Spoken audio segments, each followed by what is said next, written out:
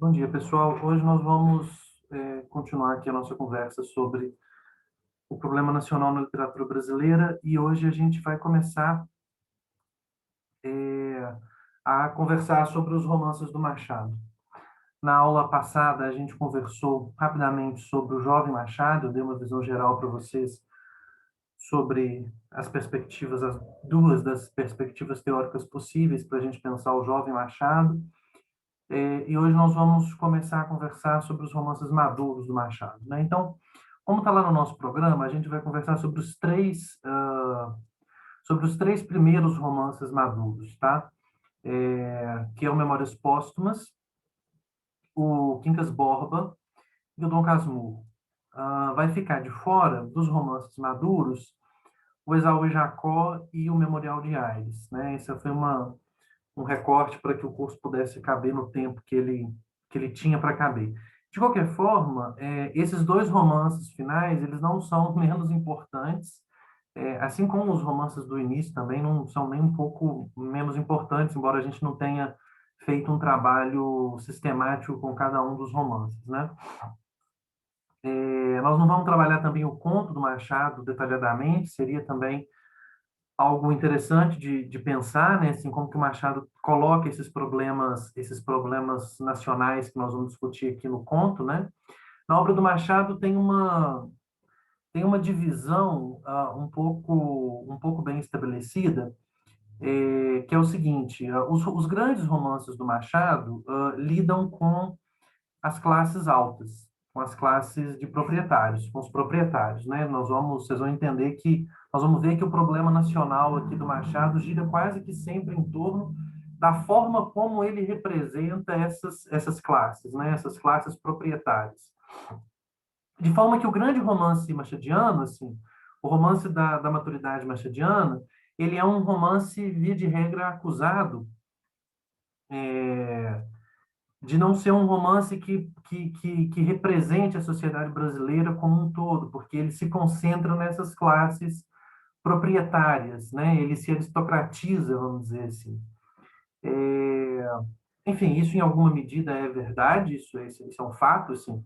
Esses romances, embora hajam nos romances personagens que não são personagens desses estratos sociais, sempre tem nos romances personagens que estão em outros estratos sociais. Nós vamos ver como é que isso funciona aqui, não nessa aula específica, mas nas próximas nós vamos ver como que isso funciona, né? Principalmente na aula sobre Dom Casmurro, que, enfim, o Dom Casmurro é quase que sobre isso, né? Sobre como que as classes subalternas se relacionam com os proprietários e como que se estabelece as negociações afetivas, inclusive, entre esses dois estratos. Só que se o romance do Machado, se para o romance da maturidade machadiana, isso em alguma medida seria uma afirmação válida, para o conto não, assim, o conto machadiano ele é um conto que lida de forma muito profícua com os estratos médios da sociedade brasileira, né? Médios e baixos, assim. Tem muita gente muito pobre nos contos do Machado, e ele vai fazendo ele vai levando a cabo essa representação, vamos dizer assim, né? Enfim, acho que seria um aspecto interessante também que a gente poderia trabalhar, né? Como que isso aparece no conto do Machado, em que ele assume um outro ponto de vista, uma outra postura, mas por motivos de, enfim, o curso não se propõe a isso, pelo recorte nós não vamos fazer, mas eu queria, enfim, deixar aqui um pouco para vocês como possibilidade de reflexão mesmo sobre esse problema no Machado.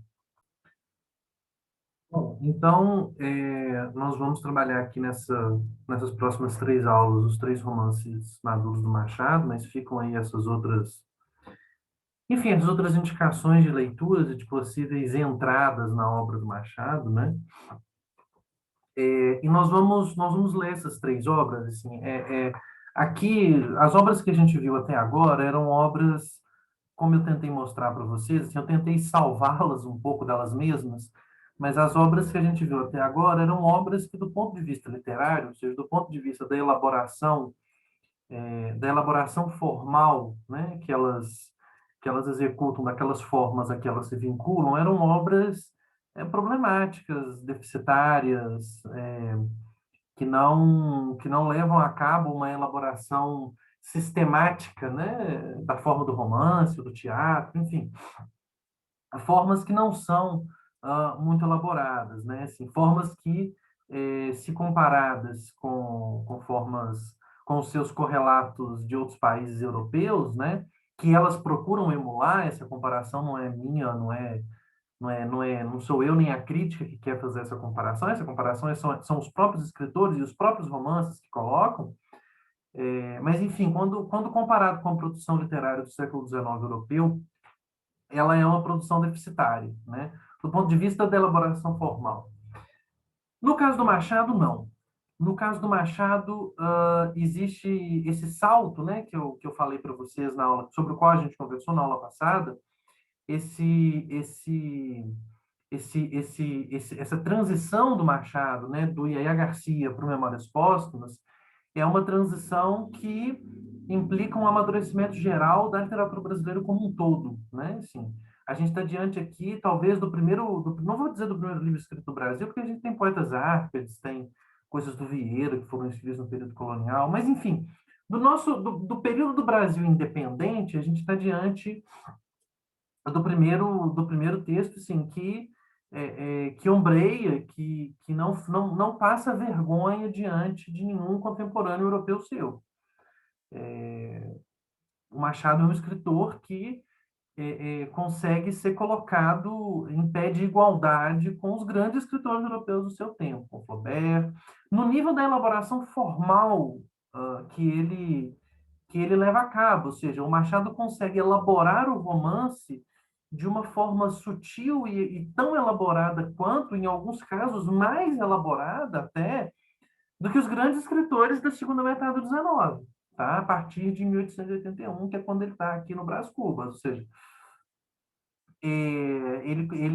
o romance machadiano é um romance que você pode equiparar com facilidade ao Henry James, a um Dostoiévski, a um Flaubert, né? O que a gente não pode dizer, e eu acho que na aula sobre o Senhora, né? Eu acho que isso ficou, o argumento do Stivarts coloca e explica um pouco para a gente por que, né, por que que a gente não poderia fazer isso com Senhora, né? Por que que com Senhora não funciona, né? Ou seja, eu não posso colocar Madame Bovary e Senhora em pé de igualdade, né? Porque em Madame Bovary os problemas são levados a sério, né? No Senhora não, né? No Senhora existe um enfraquecimento do elemento problemático do romance, né? Da relação da Aurélia com Seixas. Mas no caso do Machado, não. Ou seja, no caso do Machado, a gente já tem uma elaboração formal muito mais elaborada. Eu vou tentar aqui especificar para vocês por que que isso acontece, mas o fato é que é o seguinte: por que que eu estou dizendo isso para vocês? Porque não existe nenhuma possibilidade da gente esgotar nenhuma dessas aulas sobre esses romances a forma como o Machado trabalha o problema nacional. Não tem como a gente esgotar isso. Exatamente porque a gente está diante de uma obra que elabora esse problema de uma maneira muito mais complexificada do que antes. A gente vai enfrentar esse problema também, por exemplo, no Macunaíma. Ou seja, no Macunaíma, no Mar de Andrade, a gente vai estar diante de um autor que elabora o problema nacional de uma forma muito mais complexificada do que a gente vai estar lá do que a gente viu no Alencar até agora, né? Então, a minha abordagem aqui desses romances, ela vai ser propositadamente segmentada. Então, por exemplo, eu vou me concentrar em alguns elementos aqui do Brás Cubas, em outros elementos diferentes desses do Quincas Borba, em outros elementos do Dom Casmurro.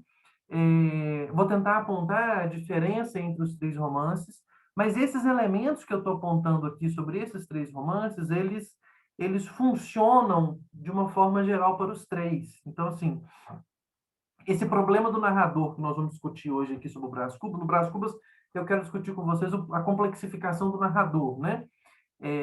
Esse é um problema que está, por exemplo, no Dom Casmurro também, que vai estar depois nos dois romances que a gente não vai discutir, o Aires, né? No Isaú Jacó e no Memorial de Aires.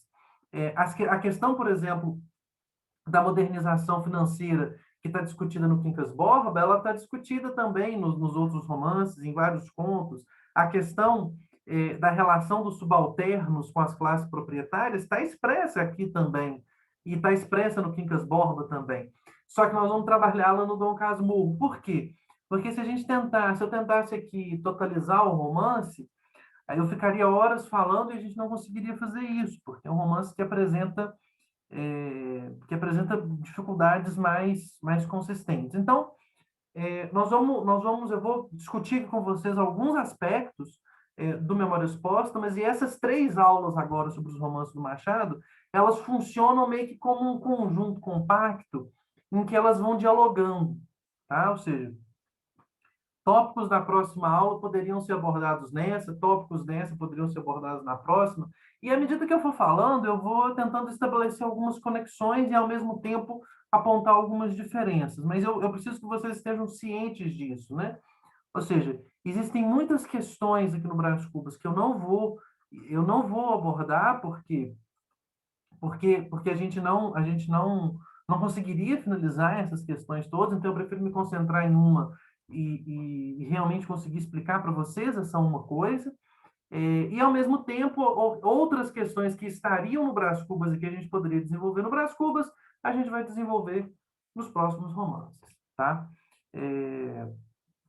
Ou então, Memórias Póstumas é publicado na década de 1880 e é um lugar comum da crítica literária considerar o Brás Cubas um marco, né? Um marco na obra do Machado e um marco também na história da literatura brasileira. E aí explicar o que acontece, né? A gente conversou um pouquinho sobre isso na aula passada, e eu quero retomar, é de lá que eu quero começar, ou seja, explicar o que acontece com o Machado de Assis, como representante assim, do elemento mais avançado da literatura brasileira do século XIX naquele momento, entre o Yaya Garcia e o Memórias Póstumas. Esse é um grande mistério da crítica literária, né? Ou seja, grande parte de tudo que já se disse sobre Machado de Assis era tentando explicar o que aconteceu entre um romance e outro. Porque os primeiros romances, os 5 primeiros romances, eles têm um tom profundamente conservador, um tom esperançoso, né, nos elementos de reconstituição da sociedade brasileira, né, em elementos que poderiam redimir a sociedade brasileira. E no Memórias Póstumas não tem nada disso. Ou seja, no Memórias Póstumas a gente tem um Machado de Assis cético, que não acredita que o Brasil vá dar em alguma coisa. Ele tem plena consciência no Memórias Póstumas de que o Brasil é um projeto fracassado, né? O que não estava nos romances anteriores, o que não estava no Alencar, ou seja, o que move a literatura alencariana é o afã do projeto, é a vontade de construção nacional, e quando ele vai executar essa vontade, ele se defronta com todas aquelas contradições sobre as quais a gente conversou nas últimas aulas, né? Ou seja, a necessidade dele de, para afirmar a nacionalidade cultural brasileira, ele precisa fazer uma apologia, uma defesa, um elogio do patriarcalismo herdado da colônia, enfim, da barbárie herdada da colônia. Ele entra naquelas contradições. O primeiro Machado, ele tem também, vamos dizer assim, ilusões, né, de redenção e de formação nacional. E esse último Machado que é, vamos dizer assim, e aqui está um elemento paradoxal do ponto de vista da história literária, esse último Machado que é a realização do projeto, ele parece realizar o projeto nos dizendo que o projeto está fracassado, tá?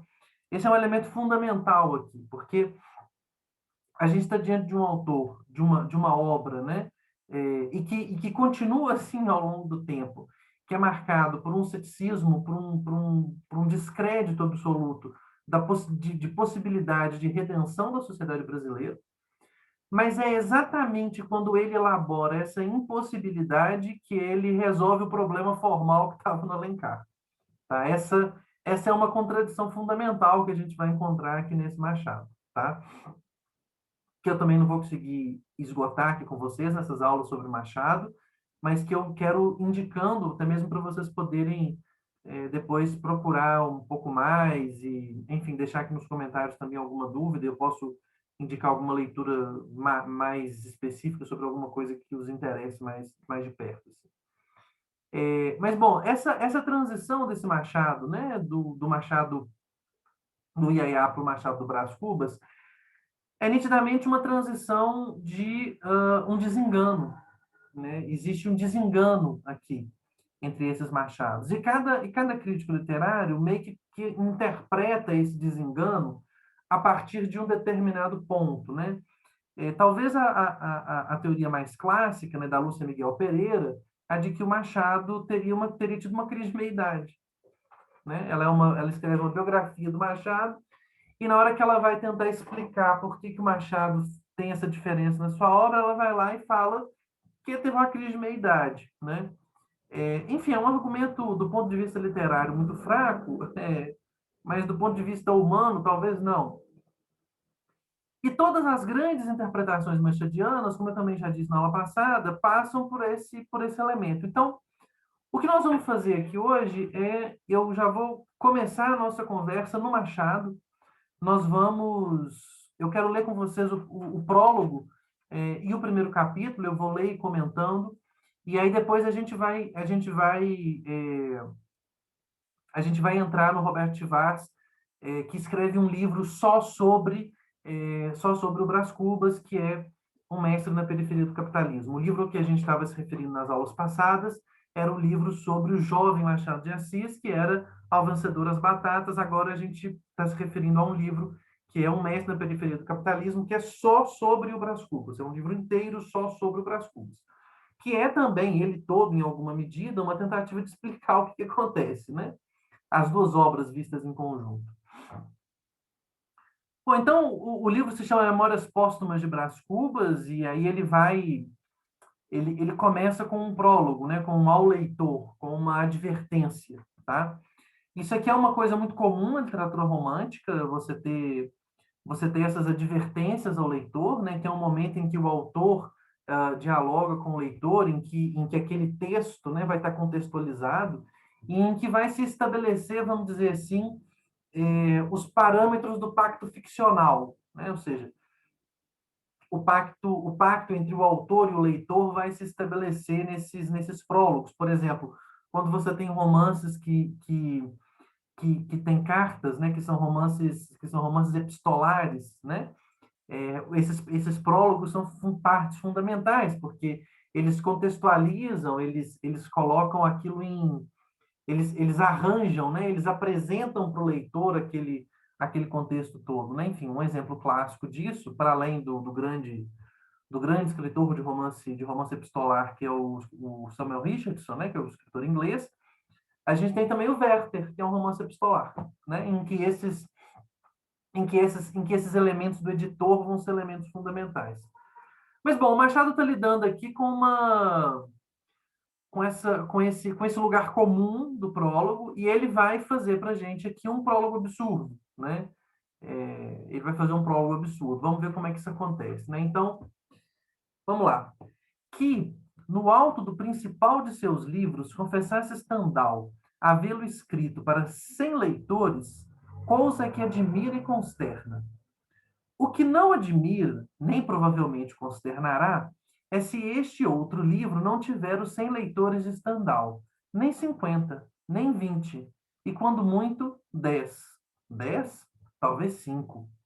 Trata-se, na verdade, de uma obra difusa, na qual eu, Brás Cubas, se adotei a forma livre de um Sterne, de um Lamb ou de um Demestre, não sei se limite algumas rabugens de pessimismo. Pode ser. Aqui a ortografia antiga, né? Eu peguei o trecho de ortografia antiga e aí tem uns elementos que passam aqui. Então, pode ser. Obra de finado. Escrevia com a pena da galhofa e a tinta da melancolia. E não é difícil antever o que poderá sair desse conúbio. Acresce que a gente grave achará no livro umas aparências de puro romance, ao passo que a gente frívola não achará nele o seu romance usual. E ele aí fica privado da estima dos graves e do amor dos frívolos, que são as duas colunas máximas da opinião.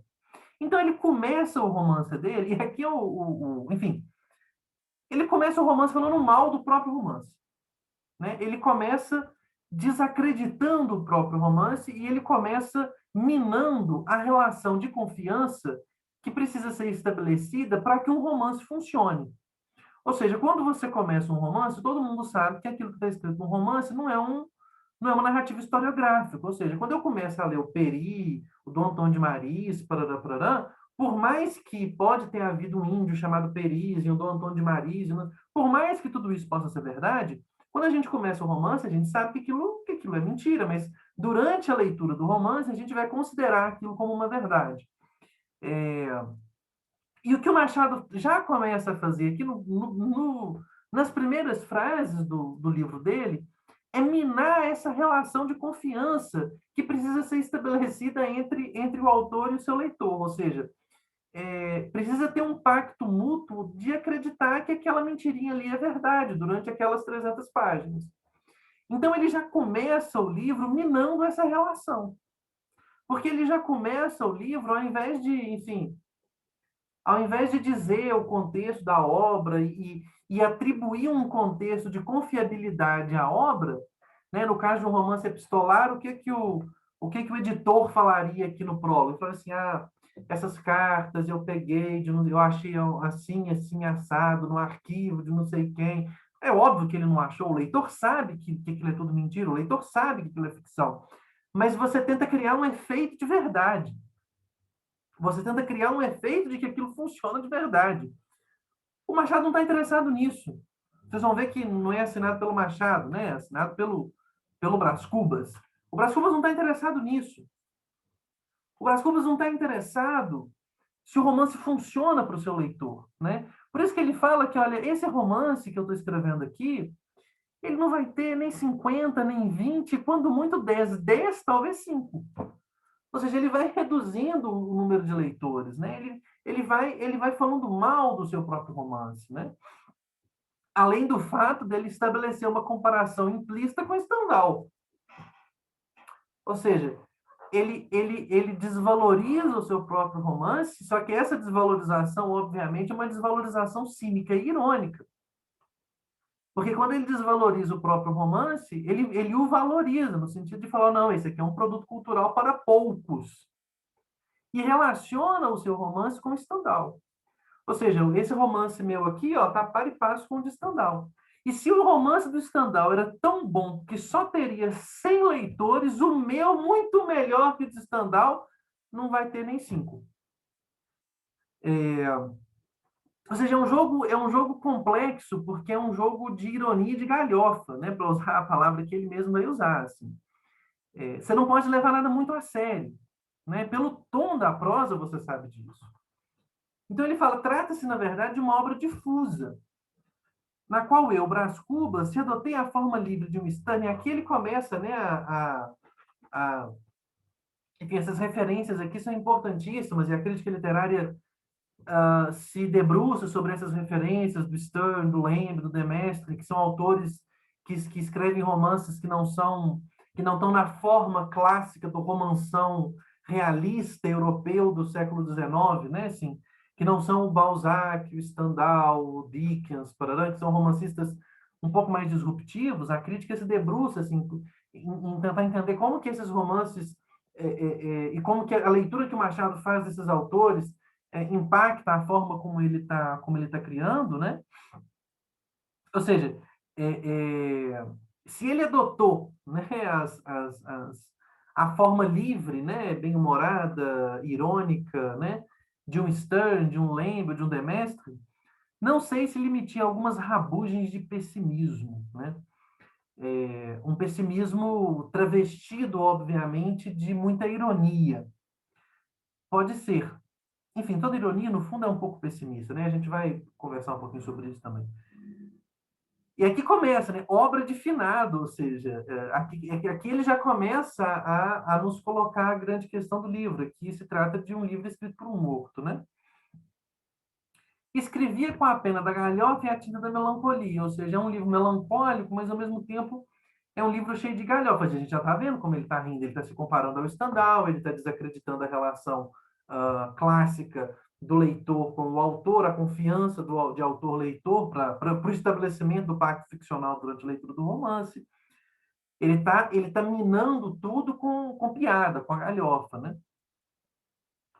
E não é difícil antever o que poderá sair desse conúbio, né, entre a piada e a melancolia. Acresce que a gente grave achará no livro umas aparências de puro romance, ou seja, as pessoas que estão procurando coisas muito sérias vão encontrar nesse livro, ao invés de uma obra filosófica, séria, parará, parará, vão encontrar os elementos do romance. Ao passo que a gente frívola não achará nele o seu romance usual. Ou seja, o texto dele está num limbo, né? Está num limbo. Que limbo é esse? É muito frívolo para quem é sério, mas ao mesmo tempo é muito sério para quem é frívolo. Resultado, ele fica privado da estima dos grandes e do amor dos frívolos, que são as duas colunas máximas da opinião. É claro que ele está sendo irônico de novo, né? Assim, ele está sendo irônico com o gosto, né? Com o gosto com o gosto dos leitores da sua época, né? É, e ele vai continuar essa ironia com o leitor ao longo do romance inteiro, uma das coisas mais comentadas pela crítica, né? E aí depois o último parágrafo dessa introdução. Mas eu ainda espero angariar as simpatias da opinião.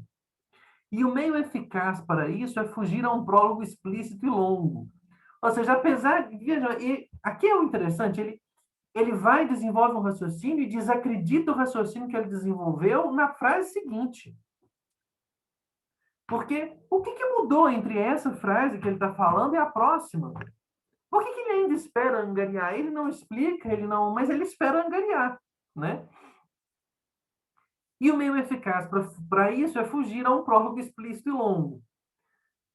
Aqui também outra estratégia irônica para prólogo, né? Você começa o prólogo, você faz o prólogo falando que não tem que ter um prólogo.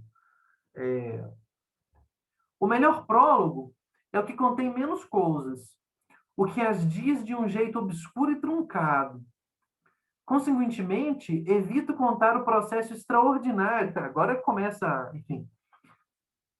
Se o livro está escrito por um morto, e isso já está claro nesse momento, a gente tem um título e uma dedicatória, né? Ele dedica o livro ao verme que primeiro roeu a minha carne. Ele fala aqui, né, que é obra de finado, tá?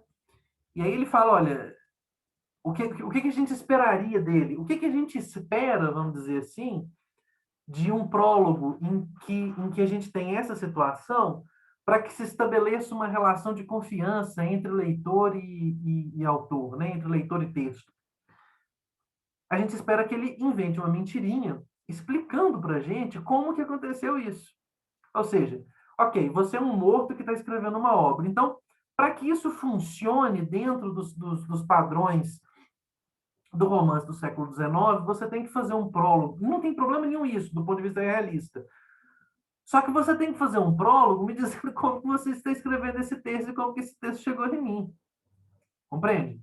E você tem que inventar um dispositivo aqui no prólogo para tornar isso justificável, para explicar o processo extraordinário que foi empregado na composição das memórias póstumas. Então, ele se recusa a fazer isso. Ele se recusa a explicar para o leitor exatamente aquilo que um leitor acostumado com o romance romântico esperaria nesse caso aqui.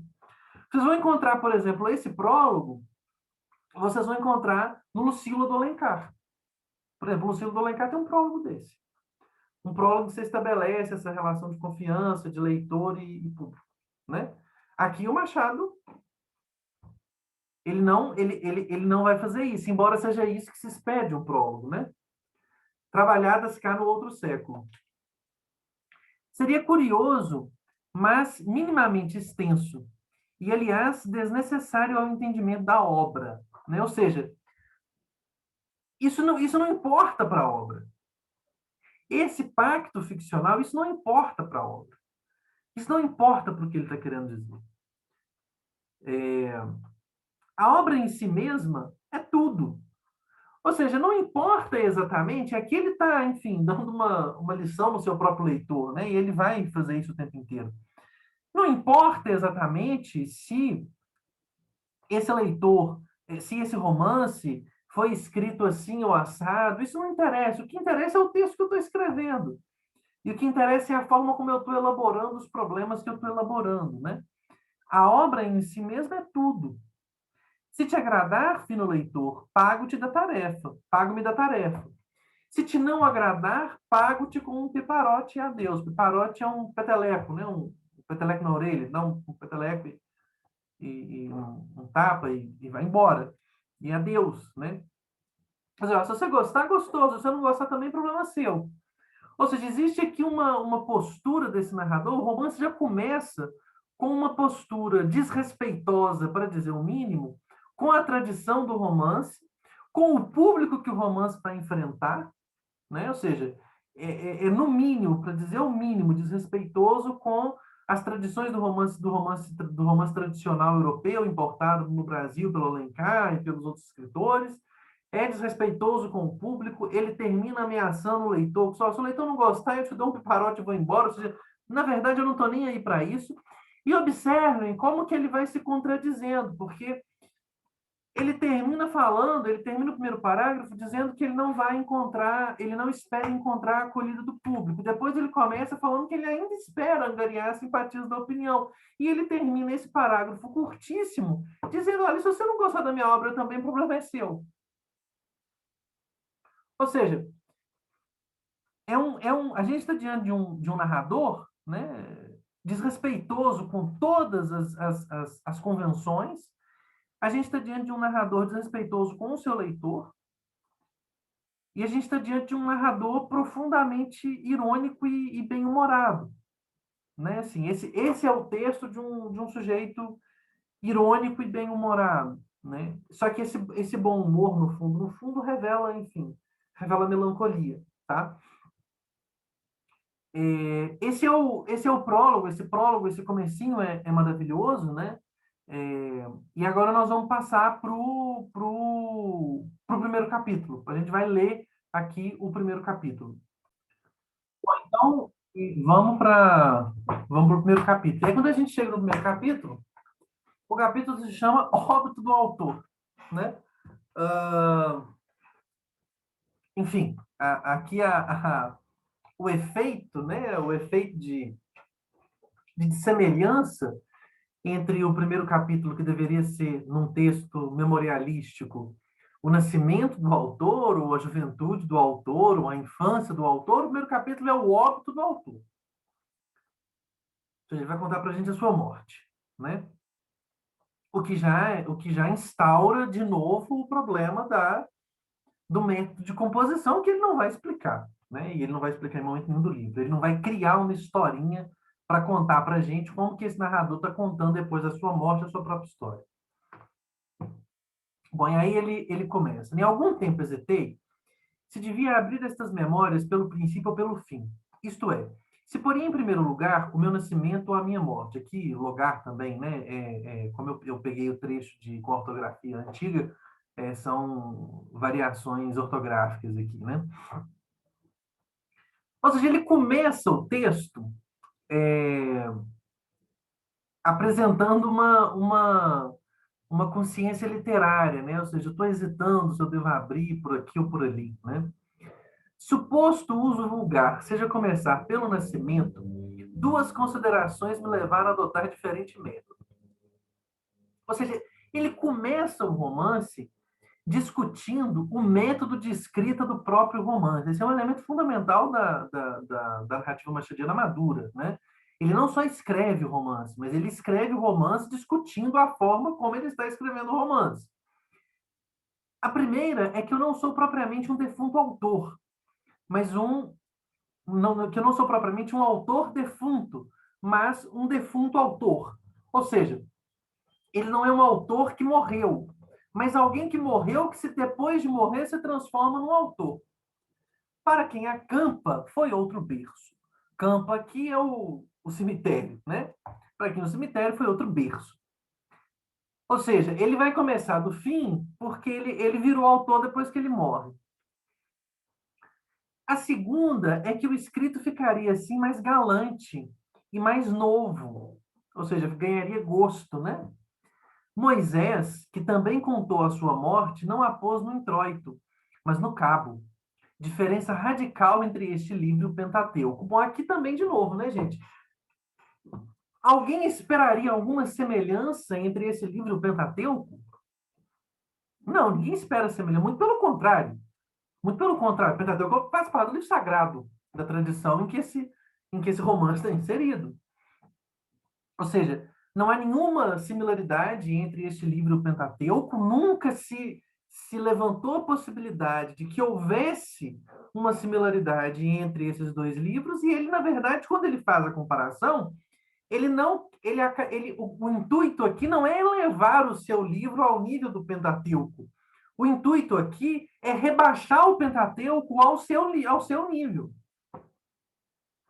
O elemento aqui, com essa comparação com o Pentateuco, é um elemento disruptivo. É iconoclástico isso que ele está fazendo.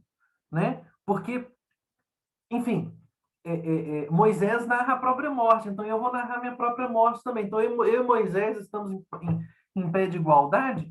Obviamente que isso não é essa comparação não se dá no intuito de elevar o Brás Cubas ao nível de Moisés, mas de abaixar o Moisés ao nível do Brás Cubas, não é? Ou seja, e aqui tem um elemento que é o seguinte, é que se a piadinha até aqui era até vinha a piada do Pentateuco, é uma piadinha irônica, é uma prosinha irônica, gostosa, né? Assim, até aqui é só um cara fazendo uma piadinha, piscando o olho pra gente. Quando ele vai no Pentateuco, ele vai em outra coisa, assim, né? Ele admite usar essa sua prosa corrosiva, essa sua ironia, esse seu desrespeito, ele mostra pra gente que ele pretende levar o seu desrespeito, né? Essa sua prosa desrespeitosa, vamos dizer assim, a todos os níveis e a todos os lugares, até mesmo nos sagrados, até mesmo ao Pentateuco, que é Moisés. Ou seja, se até aqui a piadinha era legal e gostosa, daqui já fica evidente que a piada tem mais consequência do que parece. Ou seja, não é só uma prosa bem-humorada. É uma prosa bem-humorada que está disposta a corroer literalmente tudo, tá? Inclusive o Pentateuco.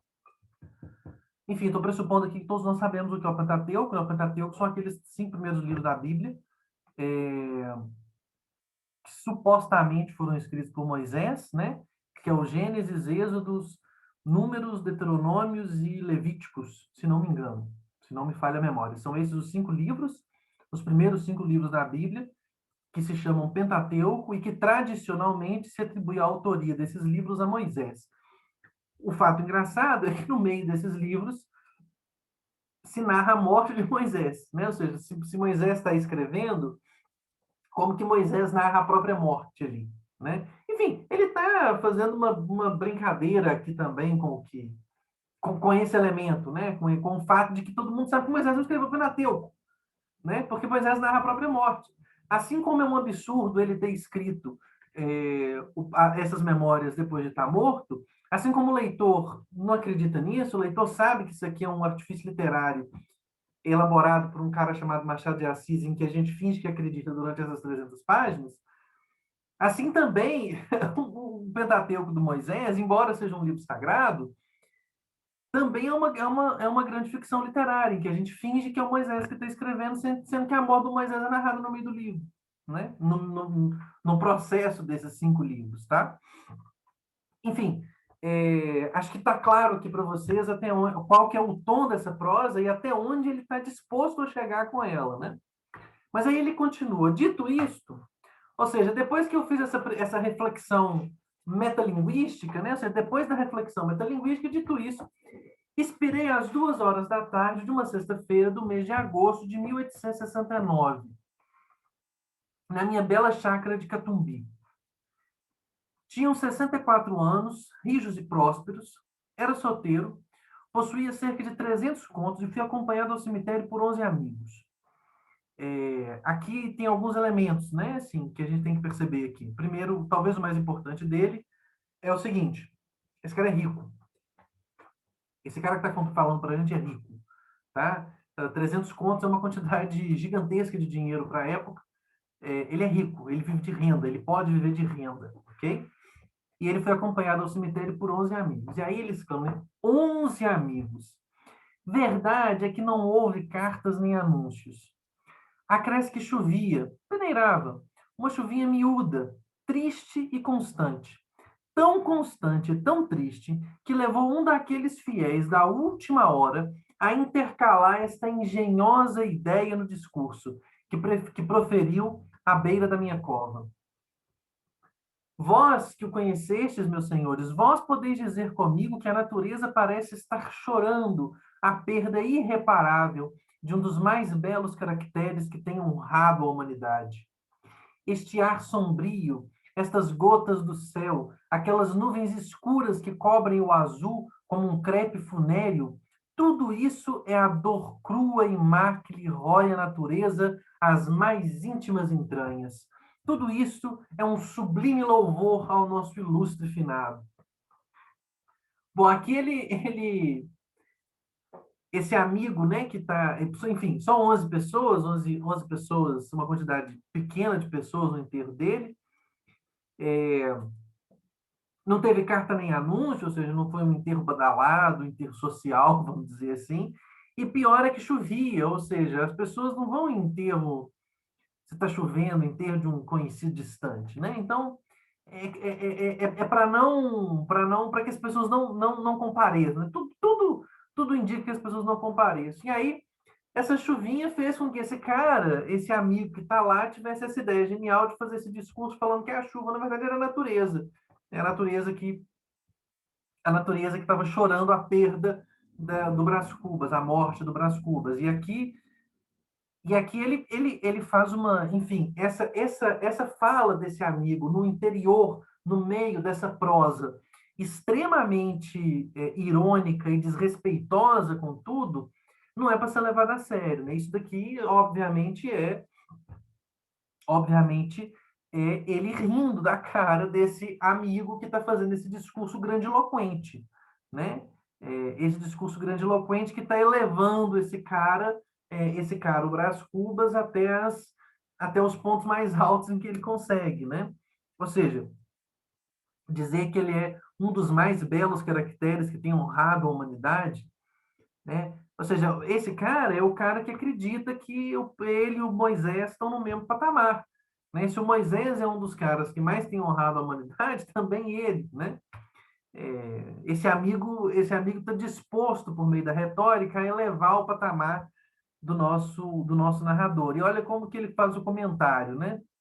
Bom e fiel amigo, não me arrependo das 20 apólices que lhe deixei. E aqui enfim, ele, no mínimo, ele corrói o motivo do discurso do amigo. Porque se você é um leitor desatento que ainda acha que o que está acontecendo aqui é uma coisa séria, se você é um leitor ainda talvez não tão tarimbado, não tão experiente com romance, e você ainda acha, nesse ponto, dessa altura do campeonato, que, desculpa, que essa conversa é séria, aqui você já tem que perder essa aqui, você não pode mais acreditar nisso. Aqui você não pode mais acreditar nisso.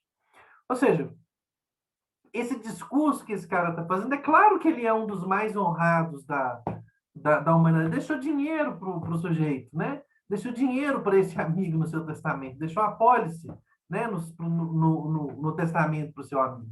Então, assim, ele logo corrói o significado grandiloquente, a sinceridade do discurso do amigo com o interesse pecuniário e financeiro que estaria por trás daquilo. Ou seja, ele deixa subentendido para a gente que o amigo está fazendo esse discurso por causa de interesse financeiro, que era um amigo interesseiro, né? Bom e fiel amigo. Né? É irônico a afirmação dele. E foi assim que cheguei à cláusula dos meus dias. Foi assim que me encaminhei para o Undiscovered Country de Hamlet, sem as ânsias nem as dúvidas do moço príncipe, mas pausado e trôpego, como quem se retira tarde do espetáculo. Aqui de novo, né? Assim, ele morreu.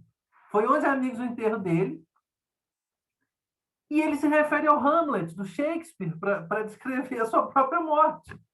Ou seja, foi assim que ele se encaminhou para esse país desconhecido do Hamlet.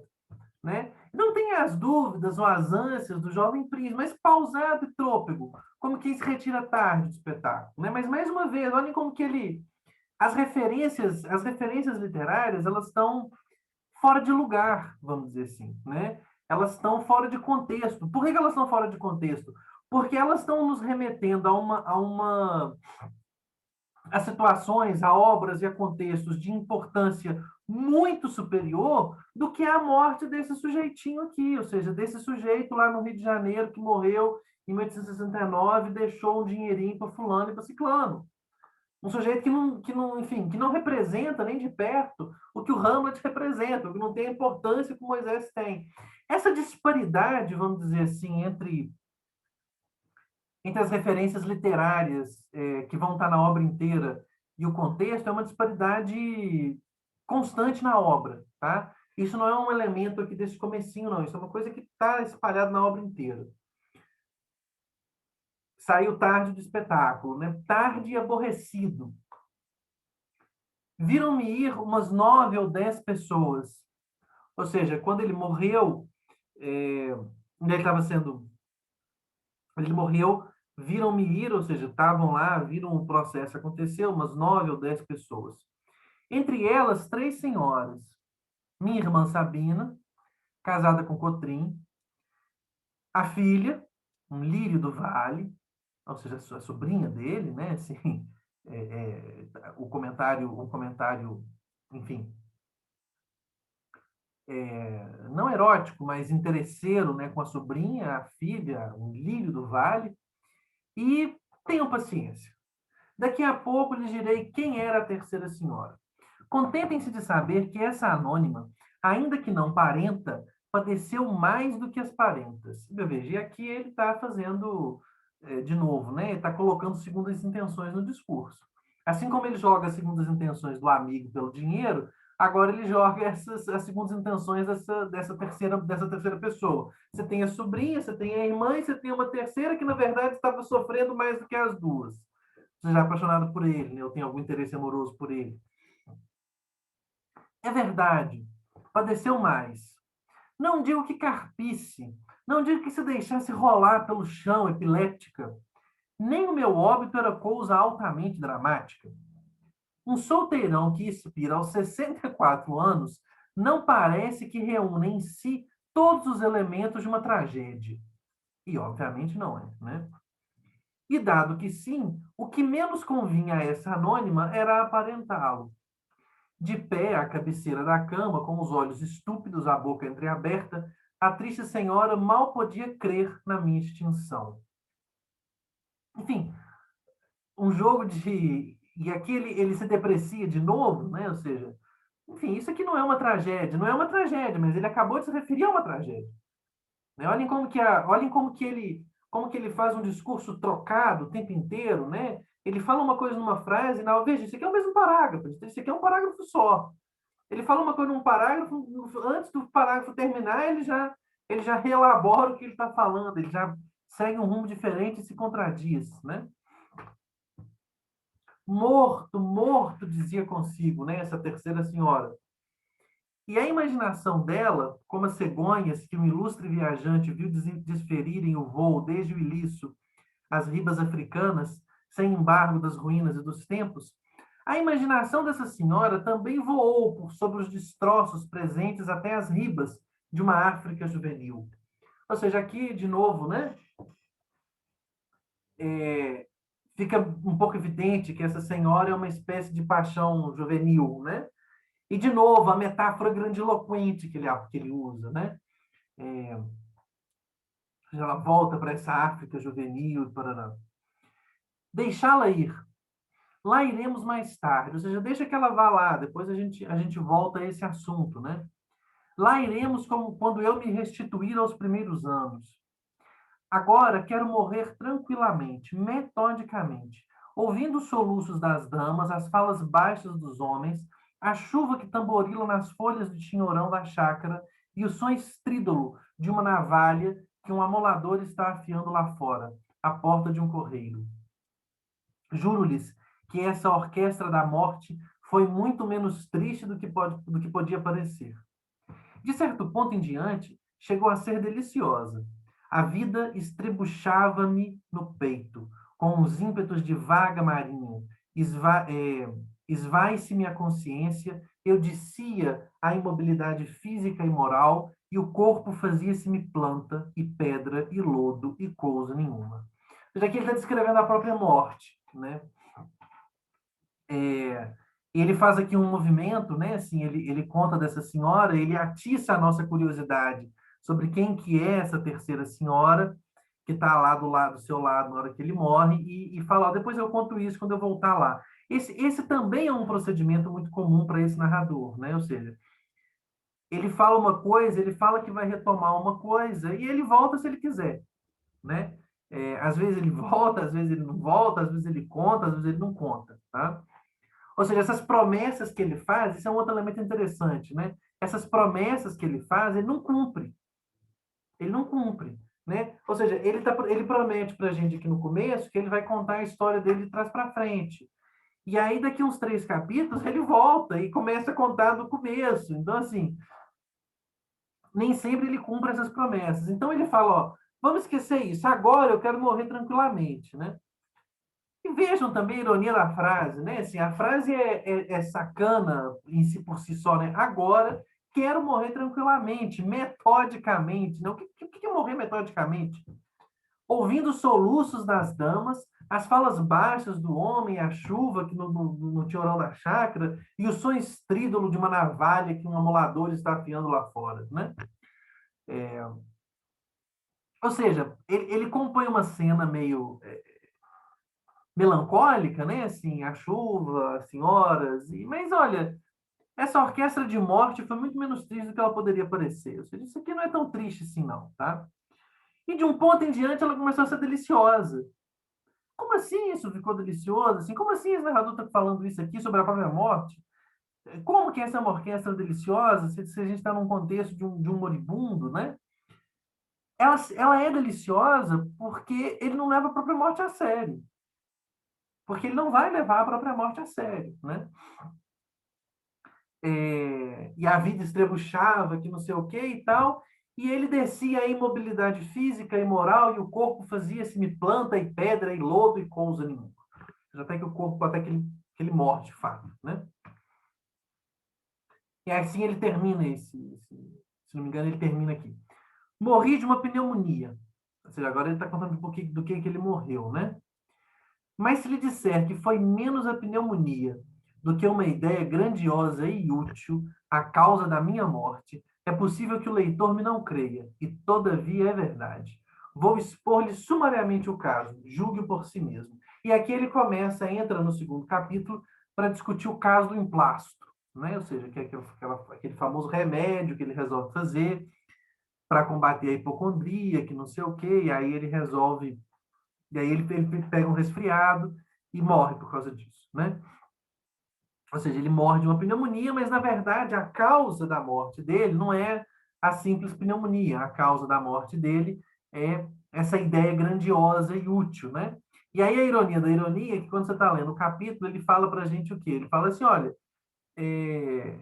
quando eu escrevi lá o pedido para o governo para fazer o remédio, eu disse que o motivo de eu querer fazer esse remédio era o bem da humanidade, fazer com que as pessoas deixassem de ser hipocondríacas e tal.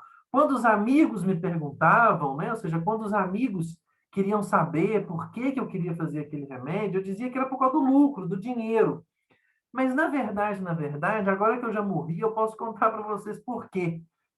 E essa seria, vamos dizer assim, a causa última da sua morte, ou seja, por que ele queria fazer o emplastro, né? Pelo desejo de nomeada, para ver o próprio nome impresso no rótulo do remédio, né? E ele fala que ele quer fazer para ver escrito em plasto Brás Cubas, né?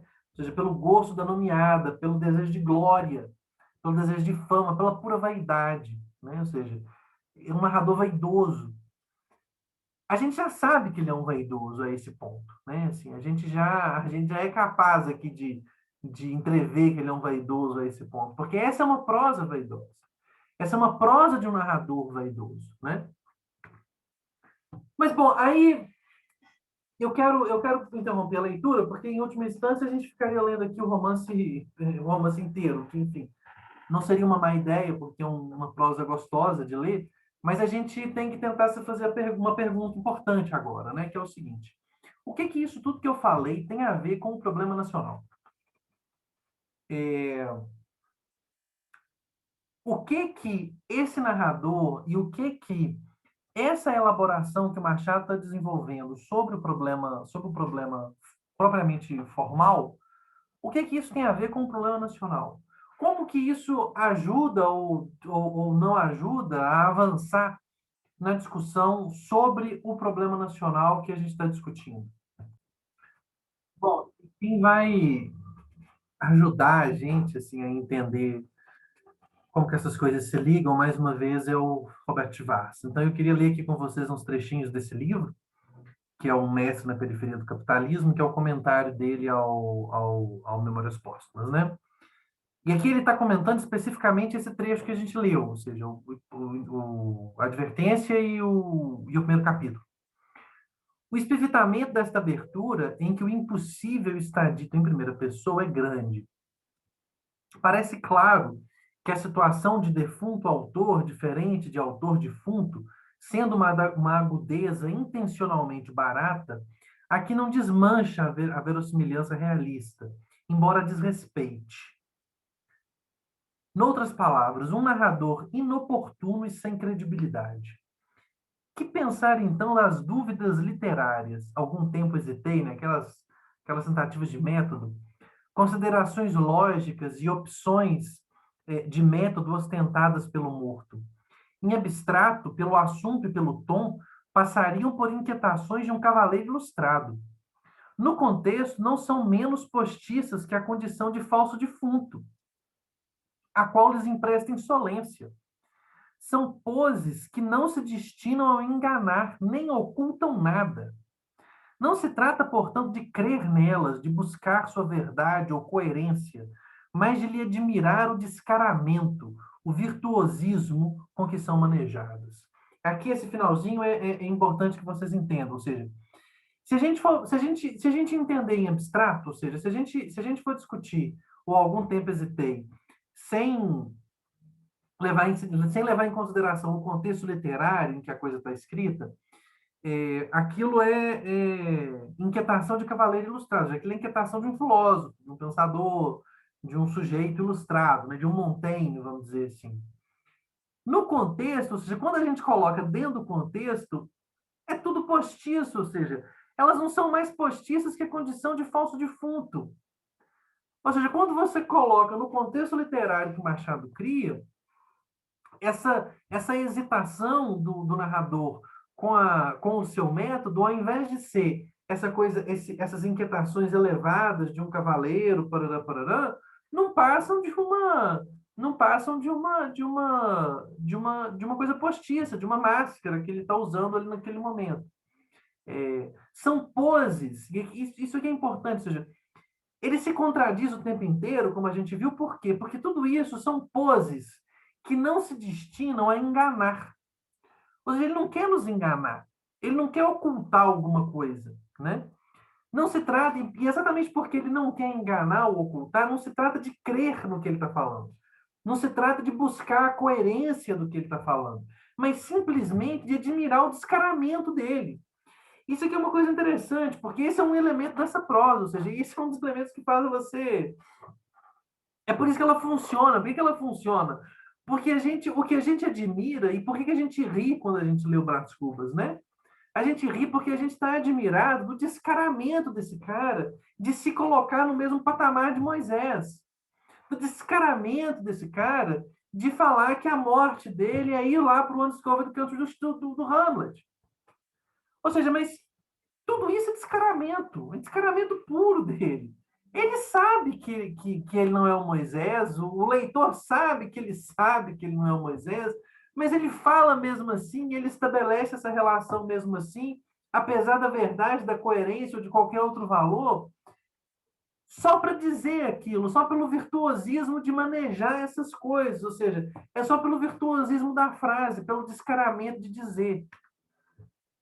A todo momento, Brás exige o figurino do gentleman moderno para desmerecê-lo em seguida, Ou seja, a todo momento ele pega lá as suas dúvidas, as suas. Enfim, isso vai se desdobrando no romance em muitas outras coisas. Ele pega lá as suas dúvidas, as suas questões de cavaleiro moderno, né, sobre o método do romance, questões existenciais, parará, parará. Ele veste essa roupa do gentleman e logo depois desmerece e volta a adotá-lo, configurando uma inconsequência que o curso do romance normaliza. Ou seja, chega um determinado ponto em que essa variação do sério por não sério, depois ele volta, parece que está sério, isso é normalizado ao longo do romance, né? Ou seja, essa prosa espirituosa, bem-humorada e irônica dele, você vai se acostumando com isso.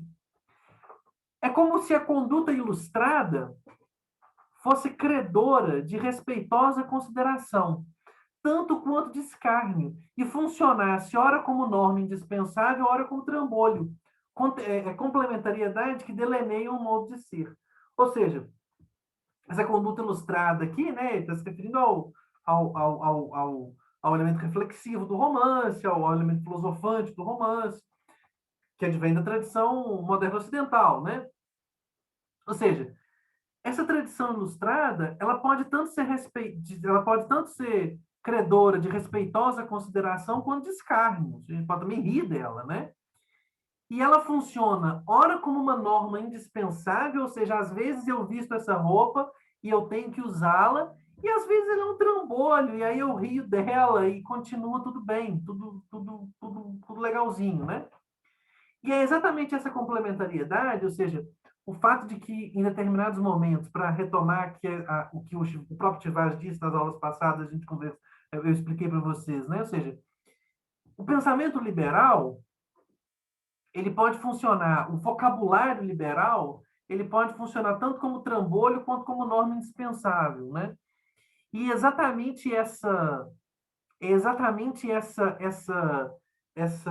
esse mecanismo de acreditar e desacreditar nele, ou seja, levar a sério e depois não levar tanto a sério assim, é esse procedimento do século XIX brasileiro com o pensamento liberal, entendido aqui no sentido amplo, que esse narrador está mimetizando, vamos dizer assim.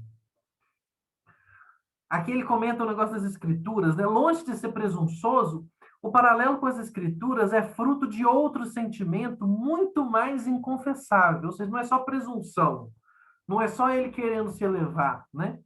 Trata-se da satisfação maligna de rebaixar e vexar, de anunciar que os desplantes do narrador não vão se deter diante de nada, que não ficará pedra sobre pedra, o que para ele constitui uma superioridade ou inferioridade, não se sabe bem. Ou seja, aquilo que eu expliquei para vocês, não se trata exatamente de simplesmente a presunção dele se achar que ele é o Moisés, mas de rebaixar o Moisés, né? E ele rebaixa o Moisés pelo gosto de rebaixar o Moisés, né? Ou seja, como se ele estivesse dizendo para a gente que, enfim, não vai ficar pedra sobre pedra. Eu vou passar a rodo a civilização ocidental inteira. O contraste entre esta provocação e as anteriores é sensível, pois uma coisa é fazer pouco do bom senso literário, contando com a cumplicidade do leitor, cumplicidade malévola, já que o próprio Brás Cubas é objeto de tudo também. E outra é banalizar o livro sagrado, mediante uma curta frase. No segundo caso, ou seja, no caso do livro sagrado do Pentateuco, a intenção é passar da conta. É claro que o efeito literário não está nas gracinhas ou na profanação tomadas separadamente, mas na súbita intimidade que se estabeleceu entre as duas e na sua sucessão. Passando por cima da diferença, o narrador põe a nu o que nas provocações iniciais apenas se pressentia: o desejo de afronta e liquidação, tudo atenuado ou agravado pela frivolidade da dicção. Ou seja, esse aqui é o narrador que a gente tem diante da gente. A gente tem esse narrador caprichoso. A gente tem esse narrador interessado no capricho. A gente tem esse narrador que não vai deixar pedra sobre pedra. Tá? Ou seja, o narrador põe a nu nesse primeiro capítulo, nesse primeiro parágrafo, né, que ele está comentando, o que a gente podia sentir.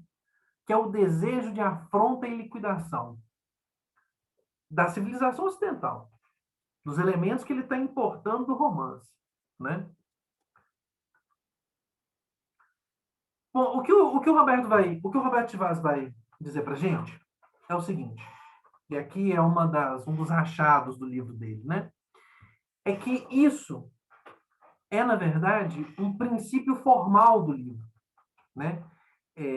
A forma como esse narrador se comporta, ele é o princípio formal do livro. E esse narrador que o Machado de Assis encontra e que ele vai retrabalhar nos próximos romances de formas cada vez mais inusitadas, é esse narrador que é o princípio formal desse romance, é esse narrador que nos interessa aqui do ponto de vista da nacionalidade.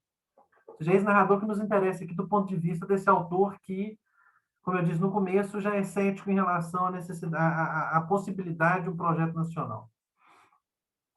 E aí, mais à frente, ele fala, o Roberto Vargas ainda, vimos que, em poucas linhas, Brás finge de morto, de metódico, de paradoxal e de elegante, entre outras coisas.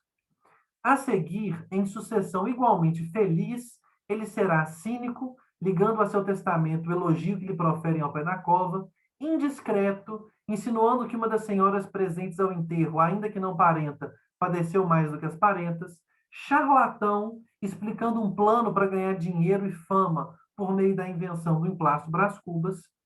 Mesma coisa se voltarmos atrás ao prólogo, onde se alternam negaças, insultos e apelos ao esnobismo do leitor, tudo governado pelo intuito de angariar público e configurando uma ligeira barretada à civilização de mercado.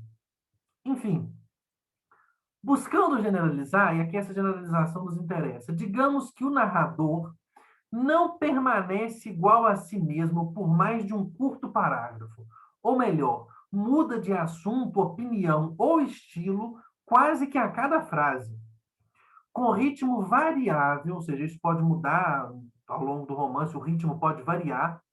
A mobilidade vai da primeira à última linha do romance. Ou seja, em alguns momentos ele pode demorar mais a variar, em outros ele varia de forma mais rápida, mas com ritmo variável, a mobilidade desse narrador, a capacidade desse narrador de mudar de opinião, de mudar de estilo, vai da primeira à última linha desse romance. Digamos, então, que no curso de sua afirmação, a versatilidade do narrador faz pouco de todos os conteúdos e formas que aparecem nas memórias, e o subordina. Essa frase é importante, ou seja,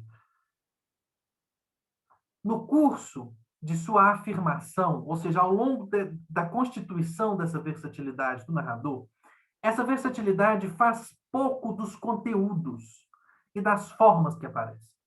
Ou seja, ele faz pouco do Pentateuco, do Hamlet, do Stendhal, ele faz pouco da tradição ocidental. Ele faz pouco, ele tem uma postura desrespeitosa com a tradição. Ok?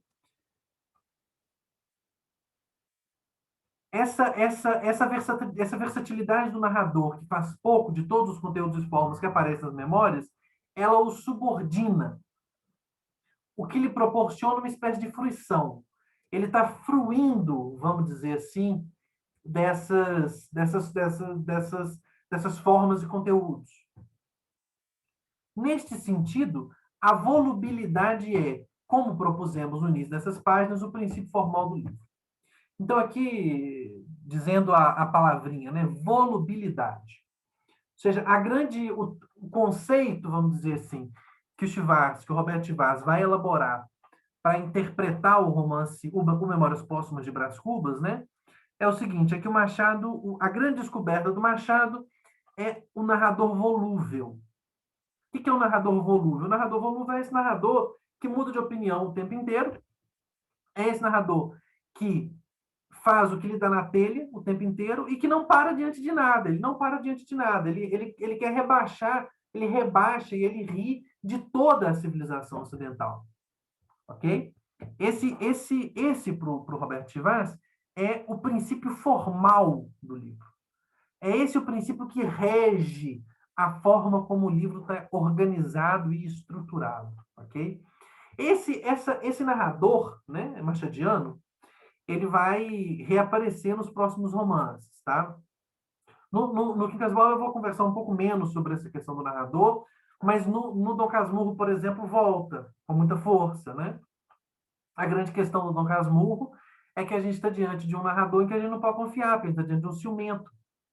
A gente tem alguém nos contando uma história, só que a gente não pode confiar nessa história que esse sujeito está nos contando, porque esse sujeito que está nos contando é um ciumento, né?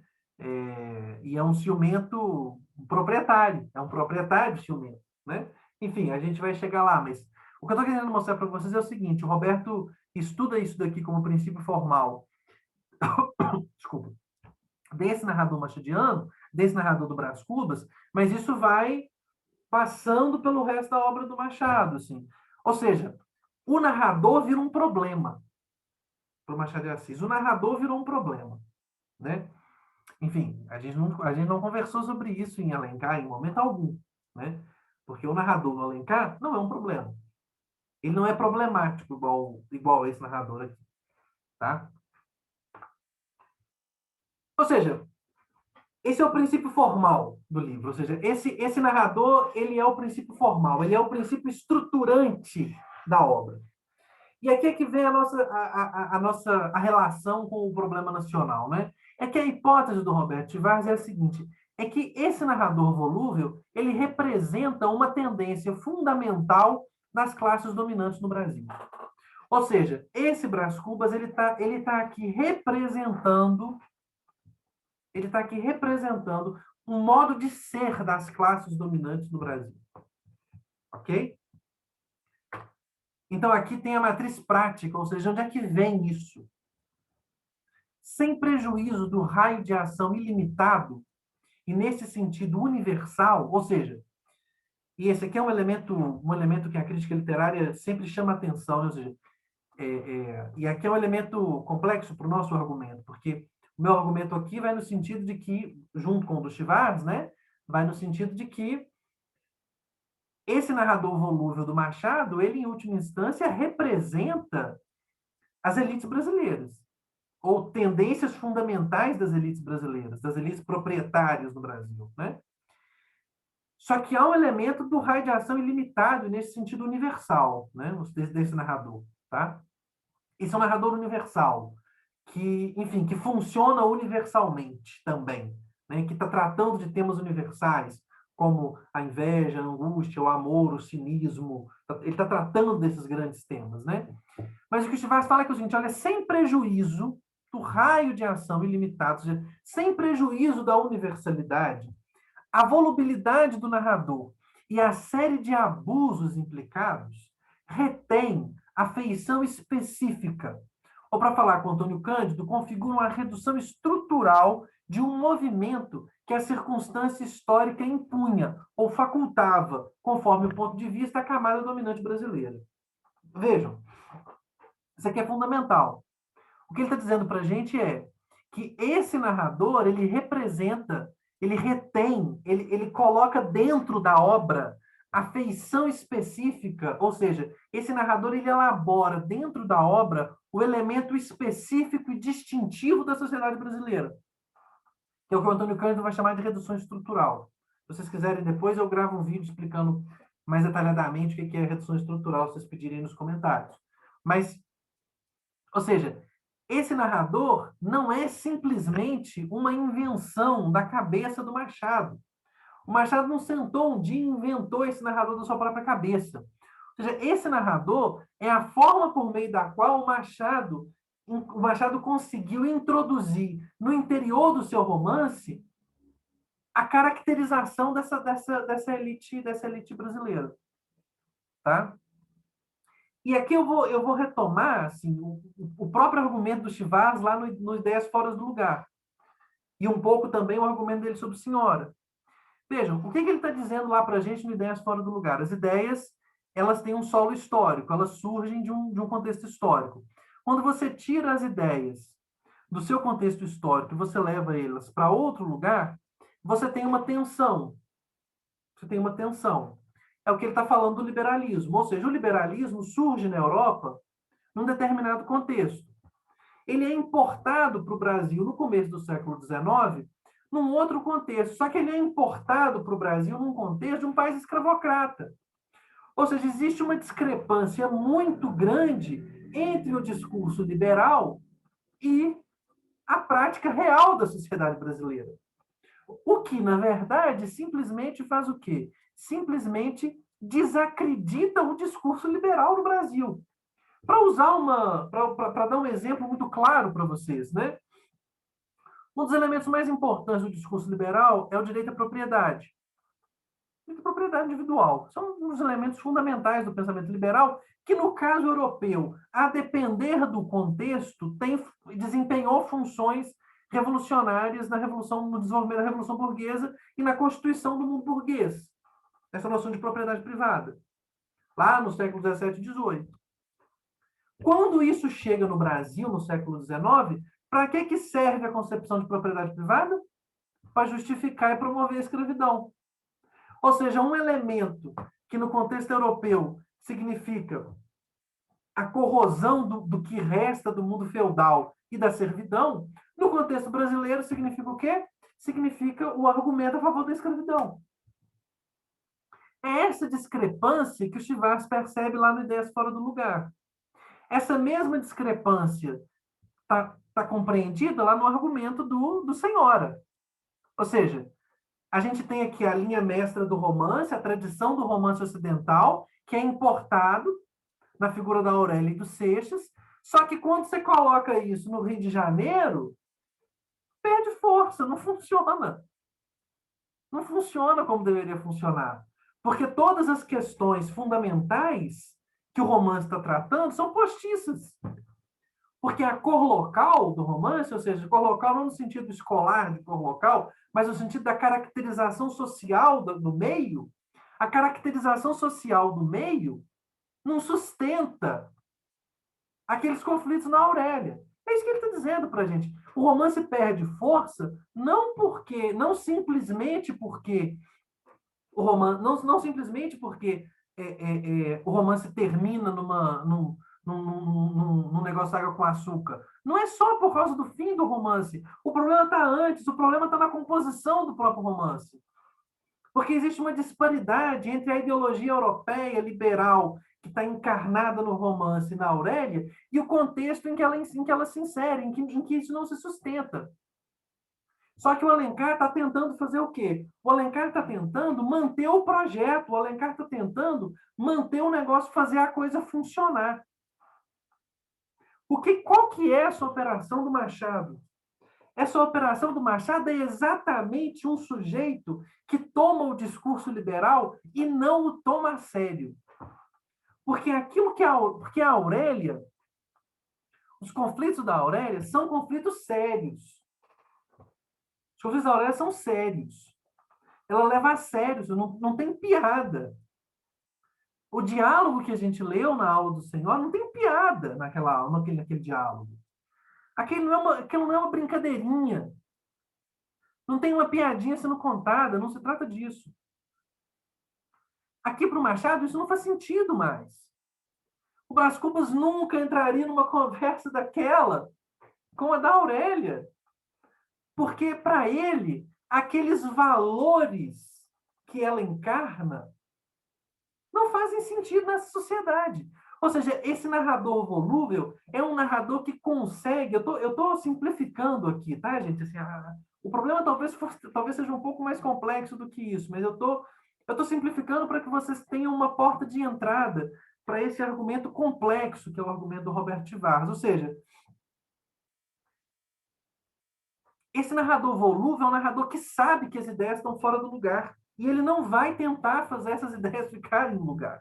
Ele vai rir do fato de que essas ideias estão fora do lugar. E é por isso que ele vai assumir uma feição liberal, é por isso que ele vai assumir a feição de um gentleman, é por isso que ele vai falar como um gentleman, é por isso que ele vai falar sobre método literário, ele vai discutir sobre como que ele começa a história, parará, parará. E essa discussão toda que ele está fazendo, Ele não acredita nela, ele sabe que ela é mentira e o leitor sabe que é tudo bobagem. O leitor sabe que é tudo bobagem porque existe um elemento do começo para você não acreditar em nada do que está sendo dito, que é o fato de que não se tenta estabelecer aquela relação, aquele pacto entre o autor e o leitor. O leitor em nenhum momento vai, o leitor sabe, aquilo tudo é mentira, aquilo tudo é fingimento, aquilo tudo é descaramento. Ou seja, esse narrador volúvel é um narrador que capta esse processo de funcionamento, a forma do funcionamento do discurso das classes dominantes no Brasil no século XIX. É isso que o Roberto Vaz está falando para a gente aqui. Eu dei essa volta toda aqui, eu retomei esses argumentos todos só para que isso ganhe concretude para vocês. Né? Uma das ideias assim, da gente ir trabalhando essas obras, algumas pessoas já observaram, inclusive nos comentários, é que as obras, a gente vai construindo um repertório e as coisas vão ficando mais concretas para vocês, porque a gente vai esbarrando nos mesmos problemas, né?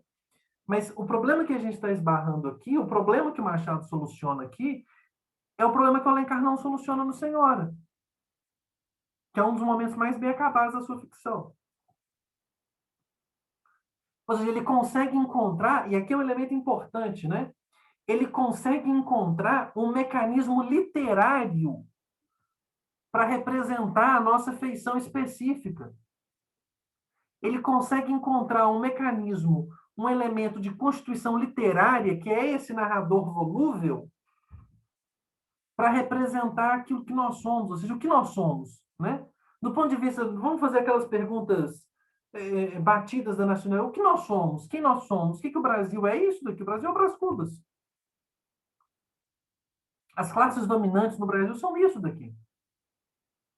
É isso que ele está nos dizendo. Ele consegue encontrar um mecanismo literário para representar, do ponto de vista literário, para representar como literatura as feições mais específicas da sociedade brasileira.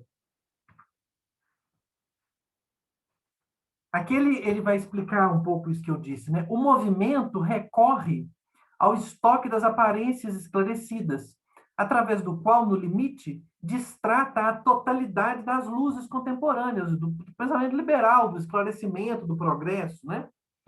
As quais subordina a um princípio contrário a elas, ao delas, que, em consequência, ficam privadas de credibilidade. Ou seja, ele recorre a essas ideias liberais, ele introduz essas ideias liberais dentro do romance, mas ele subordina essas ideias progressistas e liberais a um princípio de funcionamento que não é o princípio delas, que é contra o princípio delas. Não é? Porque esse narrador é um narrador do capricho e do arbítrio. Esse é um narrador, enfim, pensando aqui a sociedade brasileira, como ela funciona, essa é uma sociedade do arbítrio, essa é uma sociedade do capricho. Não é? Ou seja, esse narrador ele toma essas ideias das luzes e do progresso, que são ideias contra o capricho e o arbítrio, só que essas ideias elas estão submetidas a um princípio formal, que é esse narrador volúvel, que é, na verdade, o representante do arbítrio e do capricho. As coisas acontecem como elas acontecem no romance, porque o Brás Cubas quer que aconteçam. As coisas são como elas são no romance, porque o Brás Cubas quer que elas sejam. Em última instância, é isso. Essa discussão de método dele é ridícula. Por que ele começa o romance como ele começa? Porque ele quer começar. Compreendem?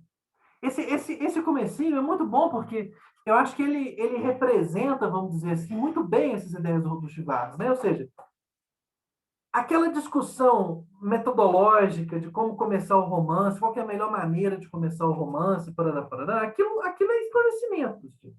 Aquilo é uma prática esclarecida. Eu vou pensar sobre como que eu vou começar alguma coisa. Aquilo é uma prática esclarecida. Só que aquela prática esclarecida, ela está ali por motivo nenhum, porque, na verdade, esse narrador, ele vai começar o romance como ele bem entender, porque é assim que funcionam as coisas. Porque, do ponto de vista social, também é assim. Tá certo? Trata-se do movimento mesmo que a história permitia ou impunha às classes dominantes brasileiras em bloco. também esta devia visitar e absorver a cultura relevante do tempo, ou seja, a classe dominante ela tinha também que absorver a cultura relevante do seu tempo para patrioticamente aclimatá-la no país, ou seja, o que significa aclimatar as ideias do tempo? Associá-la ao Instituto da Escravidão, cujo núcleo de dominação pessoal discricionário, contudo, zombava da pretensão civilizada e já não era sustentável de público. Isso daqui enfim, o movimento é extremamente contraditório, né? Ou seja, eu vou lá, eu pego as ideias do mundo europeu, do mundo moderno, o direito moderno, eu pego essas ideias todas, mas eu tenho que aclimatar. O que significa aclimatar essas ideias? Aclimatar significa tirar o conteúdo delas. Significa fazer com que essas ideias estejam condizentes com o Instituto da Escravidão. Só que o Instituto da Escravidão é a negação dessas próprias ideias, que surgiram num contexto de constituição do mundo burguês. Ou seja, o mundo burguês não se constitui, é isso que o Machado está apontando, né? O mundo burguês não se constitui. A gente fica no meio do caminho. Quando a gente importa essas ideias, quando a gente importa isso, a gente esvazia isso de significado. Isso não tem significado nenhum, prático, real nenhum. Por quê? Porque tudo funciona a partir do capricho das classes dominantes. Porque tudo funciona a partir do capricho do Brás Cubas. Eu quero terminar essa aula lendo com vocês o último capítulo. A gente leu os primeiros. O último é curtíssimo e é um capítulo também magistral, né? É um capítulo genial, né? Que chama Das Negativas. Entre a morte do Quincas Borba, na próxima aula a gente vai conversar do Quincas Borba aqui no Machado, aqui no Brás Cubas, e depois do Quincas Borba, né? Do romance Quincas Borba. E a minha mediram os sucessos narrados na primeira parte do livro. O principal deles foi a invenção do emplasto Brás Cubas, que morreu comigo por causa da moléstia que apanhei. Divino emplasto, tu me darias o primeiro lugar entre os homens, acima da ciência e da riqueza, porque eras a genuína e direta inspiração dos céus. Né? É irônico, né, gente? Assim, é irônico. Né? Assim, Ele está rindo aqui também do progresso científico, né, que é um elemento fundamental para o século XIX, para a segunda metade do XIX. O Machado também vai rir muito disso daqui lá no Alienista, né, mas esse elemento do emplástico, que ele está rindo do progresso científico, né, ou seja, de um progresso científico que acontece para suprir necessidades cotidianas que não existem, né? O acaso determinou o contrário. E aí você ficais eternamente hipocondríacos, ou seja, as pessoas, já como não tem um emplasto, vai ficar todo mundo hipocondríaco. Este último capítulo é todo de negativas. Né? E aqui é um resumo do romance, vamos dizer assim. Né?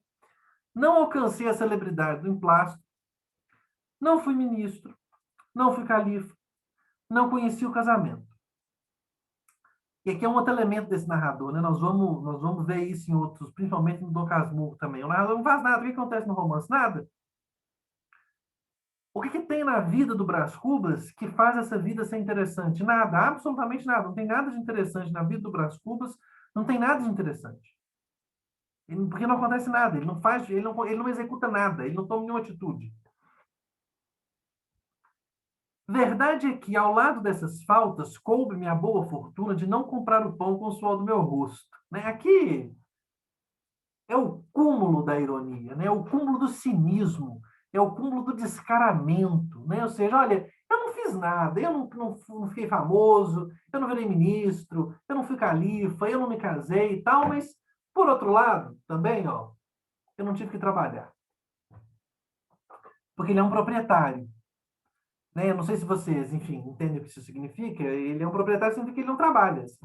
Ele não vive, ele não trabalha, ele não executa nenhum trabalho.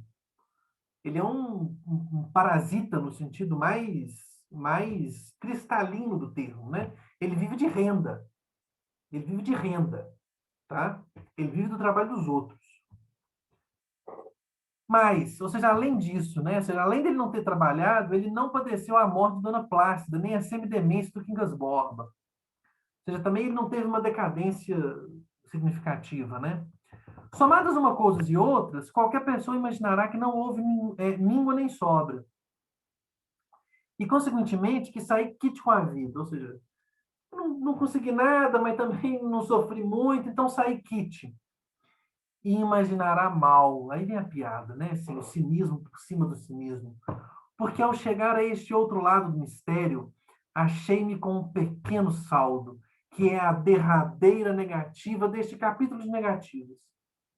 Não tive filhos, não transmiti a nenhuma criatura o legado da nossa miséria. Essa miséria a gente pode ler como uma miséria da humanidade, do ser humano, mas a gente pode também entender como uma miséria do Brasil, como a miséria desse narrador, né? Ou seja, a miséria de uma sociedade submetida, vamos dizer assim, a esse narrador aqui. Esse capítulo também é profundamente irônico, né? Você não pode levar nada disso aqui a sério, né? Ele está rindo dos seus próprios fracassos, e aí tem um tom de ressentimento, né? Mas, ao mesmo tempo, tem um ressentimento e, ao mesmo tempo, ele tenta sair por cima, né? E, olha, tá, não fiz nada, mas também, ó, vivi bem, minha vida passou boa, né? Ele encontra uma compensação para isso e tal. É, e esse daqui é o nosso narrador, esse aqui é o nosso Brás Cubas, esse é o retrato machadiano das nossas classes dominantes, né? Bom, gente, eu vou parar por aqui, eu vou terminar por aqui. Como eu disse para vocês, tem muito mais coisa que a gente poderia dizer sobre o Brás Cubas, enfim. A gente poderia fazer o curso só sobre o Brás Cubas, né? Eu poderia fazer 15 aulas, fazer um curso de 15 horas só sobre o Brás Cubas, porque dá para fazer, tem coisa para ser discutida, né? Só sobre esse romance. A gente poderia discutir os entrechos, os casos, né? Os momentos e tal. Eu trouxe, como eu disse para vocês no começo, eu trouxe esse elemento do narrador. No próximo romance, nós vamos falar sobre outro elemento, mas o narrador continua sendo um problema, e o elemento que está lá continua sendo um problema aqui. E depois nós vamos discutir no Dom Casmurro um elemento novo, que também é um problema aqui e lá, enfim. A ideia aqui é dar uma complementariedade, e a minha grande indicação aqui é a seguinte: leiam um romance, tá? Leiam um romance, leiam o Brás Cubas. Leiam, releiam, assim, Brás Cubas é um romance de cabeceira, assim. Para quem estuda literatura brasileira, para quem dá aula de literatura brasileira, para quem quer ser professor de literatura na escola, para quem já é, o Brás Cubas é um romance de cabeceira, né? Assim, é um romance muito importante para a nossa história literária. Tenham um romance, leiam, anotem, releiam, e qualquer dúvida, qualquer interesse extra, qualquer coisa que vocês queiram conversar mais sobre o Brás Cubas, falem aqui nos comentários que a gente vai conversando. É isso. Até semana que vem. Semana que vem a gente vai discutir o Quincas Borba e depois o Dom Casmurro, e aí a gente passa para o Mar de Andrade. É isso, pessoal. Tchauzinho.